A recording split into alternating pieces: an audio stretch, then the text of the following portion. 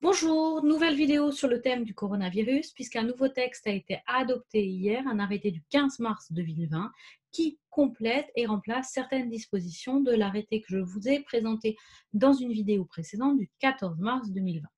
Alors, ce nouveau texte, il vient apporter des précisions sur différents points. Tout d'abord, il précise, concernant les établissements qui accueillent des enfants, que l'interdiction vaut pour les établissements qui ont des agréments pour l'accueil de plus de 10 enfants. Deuxième précision apportée par ce texte, c'est le fait que les lieux de culte peuvent rester ouverts, qu'en revanche, tout rassemblement ou réunion de plus de 20 personnes sont interdits jusqu'au 15 avril 2020, sauf les cérémonies funéraires. Ensuite, ce texte apporte des précisions sur les activités qui peuvent être ou non exercées. Concernant les activités exercées, je vous avais expliqué la liste des activités qui ne peuvent plus recevoir de public jusqu'au 15 avril 2020. Donc jusqu'au 15 avril 2020, on a une série d'activités qui ne peuvent pas recevoir de public. Je reprends les catégories puisque cela a été étendu et je vais m'attarder après sur la catégorie spéciale, la catégorie M, concernant les commerces. Tout d'abord, la catégorie L, les salles d'audition, de conférences, de réunions, de spectacles ou à usage multiple. Ensuite, la catégorie N, les restaurants, les débits de boissons, sauf pour leurs activités de livraison et de vente à emporter, et le room service des restaurants et bars d'hôtels, et la restauration collective sous contrat.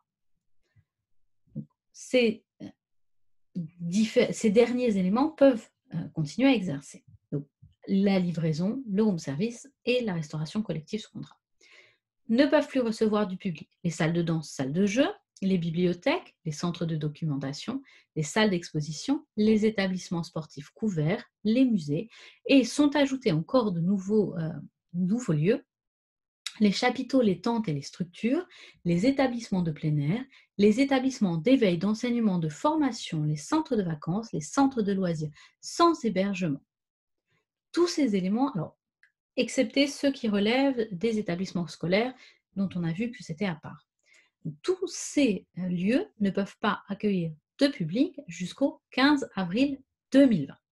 Concernant les magasins maintenant, la catégorie a été étendue. Dans l'arrêté du 14 mars 2020, il était précisé que seuls les centres commerciaux n'avaient pas le droit d'accueillir des publics. Maintenant, ce sont les magasins de vente et les centres commerciaux, sauf leurs activités de livraison et de retrait de commandes. Donc, tout ce qui est vente à distance est encore autorisé et il est possible de récupérer les commandes. Attention, parce que certaines activités qui correspondent à des magasins de vente ont le droit d'exercer. On a une liste en annexe qui est extrêmement longue, donc je vais la mettre sous la vidéo. Je vous donne quelques exemples. Donc, ont le droit d'exercer leurs activités. Tout ce qui est réparation de véhicules, tout ce qui est équipement de véhicules, pareil pour les motocycles et les cycles, tout ce qui est fourniture d'équipement, alors pour les exploitations agricoles, mais également pour ce qui est tout ce qui est pour les magasins, tout ce qui est magasins de bricolage, tout ce qui est pour les constructions, tout ce qui est machines et équipements, donc vous pouvez avoir accès à vos fournisseurs. Également sont autorisés à exercer les activités de vente de produits surgelés, tout ce qui est commerce d'alimentation, donc supérettes, supermarchés, magasins multicommerce, les hypermarchés, vente de fruits et légumes, vente de viande, donc boucher, charcutier, primeur, poissonnier, boulangerie, également vente de boissons, tout ce qui est alimentation, donc magasins spécialisés d'alimentation. Également, les distributions alimentaires par les associations caritatives sont autorisées. Tout ce qui est alimentaire également pour les animaux. Donc, tout ce qui est lié au domaine de l'informatique, de la réparation et de la vente d'ordinateurs sont autorisés.